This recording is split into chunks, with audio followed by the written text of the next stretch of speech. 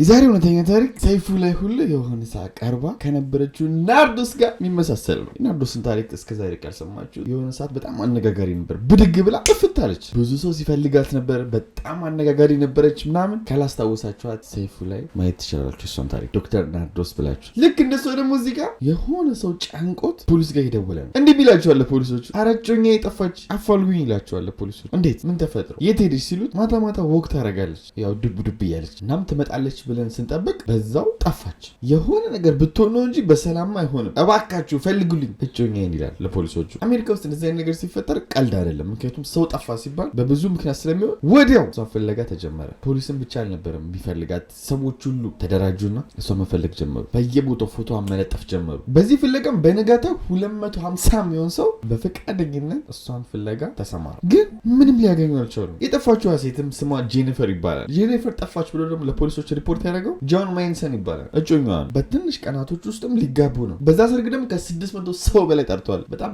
ትልቅ ሰርግ ነው። በጣም ሀብታም ናቸው። ግን ይህ ሰርግ 4 ቀን ሲቀረው ነበረ በማታ ዱብ ልበል ብላ ጠፍታ የቀረች። የምር ጠፍታ ነው ወይስ ታፍና ነው የሚታወቅ ነገር የለም። በጤና ግን 4 ቀን ሊያገባ የቀረው ሰው አይጠፋም። ሊሆን የሚችለው ምንድን ነው? እዛ ጋር ሰርግ ምናምን አለ። የሀብታም ቤተሰብ ነች። አግቷት ነው የሚሆነው። በዚህም በቃ ሰው ሁሉ አጋቾቹን ፍለጋ ላይ ነው ያለው። እንዳልኳቸው 250 ሰው እንዲሁም ፖሊሶች። ግን አሁን ድረስ ምንም አይነት ፍንጭ ሊያገኙ አልቻሉም። ፖሊሶቹም እነዛ ልተባበር ብለው የገቡ ሰዎችም። ይህ ማለት ደግሞ ከነሱ ከፍ ያለ አቅም ያለው ያስፈልጋል። እሱ ማን ነው? ኤፍቢአይ እዚህ ነገር ውስጥ ቀጥታ ተሳተፉ፣ እሷን በመፈለግ ወዲያውም ዓለም አቀፍ አደረጉት። ኤፍቢአይ ነገሩ ውስጥ ሲገባበት በየዜና ሁሉ ጠፋሽ ተብሎ መወራት ተጀመረ። የጄኒፈር ቤተሰቦች እንዳልኳችሁ ሀብታም ስለሆኑ ቢልቦርድ ሁሉ አሰሩላት። ቢልቦርድ ከተማ ላይ የሚሰቀር ትልቁ አለ፣ እሱን ሁሉ አሰሩላት። የት ነች ብሎ ማታ ማታ የጸሎት ፕሮግራም ብሎ ለብቻዋ የጸሎት ፕሮግራም አዘጋጁላት። ባለችበት ፈጣሪ ጠብቃት እያሉ በየቲቪ ፕሮግራሙ ደግሞ እንዲወራላቸው መግለጫ ይሰጣሉ። በተጨማሪ ቤተሰቧ $100,000 አዘጋጅቷል እሷ ያለችበትን ላወቀ ብለው። ይህን ያክል ነው የተጨነቁት።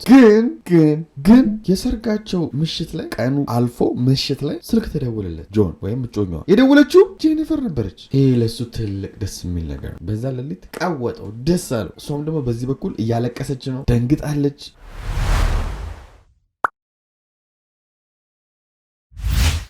ቢያረፍዱም ቢዘገዩም ዛሬም ወርቃማ እድል አለ። ሁሌም በአዲስ ነገር የምንታወቀው ዲኤምሲ በመሃል ለቡ መብራት ኃይል እያስገነባ ነው ካለው እጅግ ዘመናዊ መንደር ላይ ብዙዎችን የቤት ባለቤት ማድረጋችን ይታወቃል። እርሶም በጭራሽ ረፍዷል ብለው እንዳይሰጉ ዛሬ ከዚህ መንደራችን ላይ የመጨረሻውንና ወደ ተራራ እይታ ያለውን ብሎክ በማይታመን የዋጋ ቅናሽ የድርሻውን ቤት ከዲኤምሲ ሪል ስቴት ይሸምቱ እንሎታለን። በዚህ ብሎክ ላይ ከስቱዲዮ እስከ ባለ 4 መኝታ የሚያገኙ ሲሆን በ8% ቅድመ ክፍያ ብቻ የቤት ባለቤት መሆን ይችላሉ። ቀድሞ ለሚመጡ ጥቂት ደንበኞች እስከ 30% የሚሆን ልዩ ቅናሽ ያዘጋጀን ሲሆን 40/60 የባንክ ብድር ተጠቅመው ቤቶን በእጁ ያስገቡ።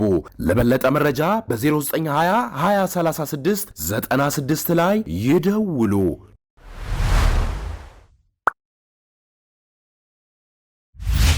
ግን በህይወት አለች። ዋናው እሱ ነው። እየደወለችለት የነበረውም ደግሞ በፐብሊክ ስልክ ነው። ቦታውም ደግሞ ያለችበት ቦታ ሌላ ሀገር ነው። 7-11 ያለበት እዛ ሀገር ላይ 7-11 ያለበት ሌላ ስቴት ላይ ሆና ነው የደወለችው። ከዛው ከ7-11 ፐብሊክ ስልክ ላይ እና አሁን ጥያቄው ምንድን ነው የተፈጠረባት? ጄኒፈር መታ እንዲህ አለች። ያን ምሽት እንግዲህ ዱብ ልል ስወጣ የሆነ ሰማያዊ ቫን መቶ ከፊት ለፊቴ ድቅናል። ቫን ማለት ያው ከኋላ የሚጭኑ መኪኖች ማለት። ከመኪና ውስጥም 2 ሰዎች ወጡ። አንደኛዋ ስፓኒሽ፣ አንደኛዋ ደግሞ ቀይ ወፍራም ሴት። ጭንቅላቴ የሚይዘው ወደ ቫን ወረወሩ። ከዛም መኪናውን አስነስተው ብን ብለው ሄዱ። መኪናው ውስጥ ደግሞ ግጥም አድርገው አስረው ነበር እንዳልጮ ሰው እርዳታ እንዳልጠየቃለች። እና እስከዛስ ምን አደረጉሽ? የሆነ ቦታ አቁመውኝ ጾታዊ ጥቃት አደረሱብኝ። ከዛም ከጆርጂያ ኒው ሜክሲኮ ወይም ደግሞ ላስ ቬጋስ አካባቢ ወሰዱኝ አለች። መኪናቸውንም አቁመው የነበሩት 7-11 ካፌ ጋር እዛ ነበር ፓርክ ያደረጉት። በመሀል ግን አጋጣሚ ያገኘውና እንደምን አድርጌ በርግጅ ወጣውና እዛ 7-11 የነበረው ፐብሊክ ስልክ ተጠቅሜ ደወልኩላችኋለች። እና አጋጣሚ ሆኖ ፖሊሶችም በዛው ሰዓት ሪፖርት አድርጎ ነበረ። ከዛ ነበር ያነሷት። በዚህ በኩል ቤተሰቦቿ በቃ ደስ አላቸው፣ ቀወጡት። ተገኘች ብለው ፈታ እያሉ ነው። ችግሩ ግን ኒው ሜክሲኮ እዛ የተገኘችበት ቦታ ላይ ያሉ ሰዎች ጥያቄ መጠየቅ ይፈልጋሉ። እንደ ቀላሉ መተው አይፈልጉም። ኤፍቢአይ እናንተ ነገር ውስጥ ገብቶ ወንጀለኞቹን ሳይዝ ነገሩን ችላ ብሎ አያልፍ። ብዙ መጠየቅ የሚፈልጉት ጥያቄዎች አሉ። ነይ ብለውም ፖሊስ ጣቢያ ጠሯት። ኤፍቢአዮችም እዛ ተገኙ። እስቲ ንገሪኝ፣ እነዛ ስፓኒሽ ያልሽው ሰው እና ሴቷ ምን ይመስላሉ? እስቲ ስለነሱ አስረጂኝ ይሏታል። እሷም ስለተፈጠረባት ነገር ማውራት ጀመረች። በዚህ ጋር እንደዚህ ሆኜ ከዛ እነሱም እንደዚህ አይነት ሰዎች ናቸው ናቸው። በዛ ላይ የወሰዱኝ ቦታ ጥቃት ያደረሱብኝ ነገር ምናምን በጣም ይዘገኛል ምናምን እያለች እያወራች ባለችበት ሰዓት እንደነገርኳችሁ FBI የምትናገሩታን እያንዳንዷን ቃሉ እየሰነቀጡ የሚሰሙትና ብዙም አልጣማቸው። ይህ ነገር የሆነ አድ የተደረገበት ወይም ደግሞ የተጨመረበት ውሸት የሚመስል ነገር አለው አሉ። በዛ ላይ የሆነ ሰዓት ድንገተኛ ጥያቄ ጠይቋታል። በቃ ውሸት የሚመስል ነገር ማይመስል ነገር አለ አይደል? ትጨምራለች። ሌላም ተጨማሪ ማጠብቀውን ጥያቄ ጠይቋታል። ሁኔታዋ ምንም አላማራቸውም ኤፍቢአይዎች። አሁን ኤፍቢአይ እሷን በጣም መጠራጠር ጀመረ። ጥያቄና መልሱም ይሄ ኢንተርቪው 1 ሰዓት ምናምን በላይ አለፈ። ኤፍቢአይ እንኳን ጠርጥሯቸው እንዲሁ ራሱ ያወጣጣቸዋል። እሷ የምትናገረውን ግግም ብላ ይዛል። ምንም እንኳን ብዙ የሚመስል ነገር ቢጨማመርበትም በመጨረሻ ግን ምድር ሲላት እንደውም አልታገትኩም ትላለች። ምንም አይነት ቫን አልነበረም መጥቶ ያፈነኝ፣ ምንም አይነት ስፓኒሽ፣ ምንም አይነት ሴት አልነበረችም። ይሄ ሁሉ ነገር ፈጥሬ ሆኗለች ማለት ለምንድን ነው ይሄን ያደረግሽው ብለው ጥያቄ ጠይቋት። ሰርጌ ላይ 600 ሰው ተጠርቷል። ሰርጉ በጣም በቃ ተካብዶ ግርግር የተፈጠረ ነው። እኔ ደግሞ ጨነቀኝ። ከዛ ብድግ ብዬ ጠፋዋለች። ታዲያ የት ነበርሽ በዚህ ሰዓት ሁሉ ሲላት ላስቬጋስ ላይ ፈታ እያለች እንደሆነ ተናገረች። እና ይሄ ሁሉ ያደረግሽው ሰርግሽ ላይ ላለመገኘት ሲሏት አዎ አለች። ለዛም ነበረ ሰርጉ ቀን ካለፈ በኋላ የደወለችው። ምክንያቱም በሰርጉ ቀን ብዙ ኦርደሮች አሉ፣ ብዙ ነገሮች አሉ። እነዛ ኦርደሮች ካለፉ በኋላ ድጋሚ አሬንጅ ለማድረግ በጣም ከባድ ነው። ያው ታቁታላችሁ፣ ዲኮር አለ፣ ምን አለ ብዙ ነገሮች አሉ። ብቻ እቺ ቀን ካለፈች ነገሩ ሰላም እንደሚሆን ስላወቀች ነው የሰርጉ ቀን ማታ ለባሏ ለእጮኛዋ ደውላ ይህንን ታሪክ ፈጥራ የነገረችው። እና ኤፍቢአይዎች አሁን ምን አሏት? ጄኒፈር አላሰሯትም። ፍርድ ቤት ግን አቆሟት። የውሸት ታሪክ በመፍጠሯ ምክንያት እንድትከሰስ አደረጉ። ይህ ትክክለኛ ፎቶዋ ነው። ፍርድ ቤቱም የ2 ዓመት የህግ ክትትል ውስጥ እንድትሆን አደረገና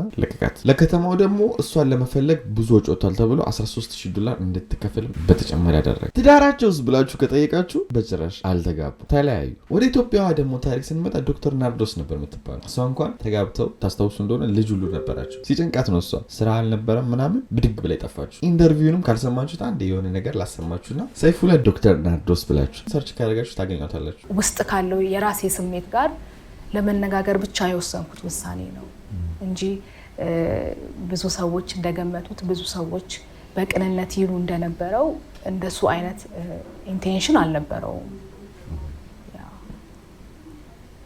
ምናልባት ከአንቺ ከሄድሽ በኋላ የነበረው ስሜት ደግሞ የባለቤትሽ ነው። ምክንያቱም ድንጋጤ ያለ ትመጫለሽ ብሎ የመጠበቅ ነገር ነበረ። ያልሆነም ስልክሽ ደግሞ አለ። ምን እንደተከናወነ አፈና ይሁን ወይ ሆን ብለሽ ይሁን ግልጽ ነገር ስላልሆነ በተለይ ደግሞ ስናወራም እንደነገርከኝ የልጆች ደግሞ ጥያቄ የት ሄደች እናታችን የሚለው ነገር ይመስለኛል ወደ ሶሻል ሚዲያ ጉዳዩ እንድትወስዱ ያደረገ። እስክንድር ይህን ይመስላል። ሙሉውን ኢንተርቪውን ሰይፉ ላይ ገብታችሁ መስማት ትችላላችሁ። ወዳችኋለሁ። በቀጣይ እንገናኛለን።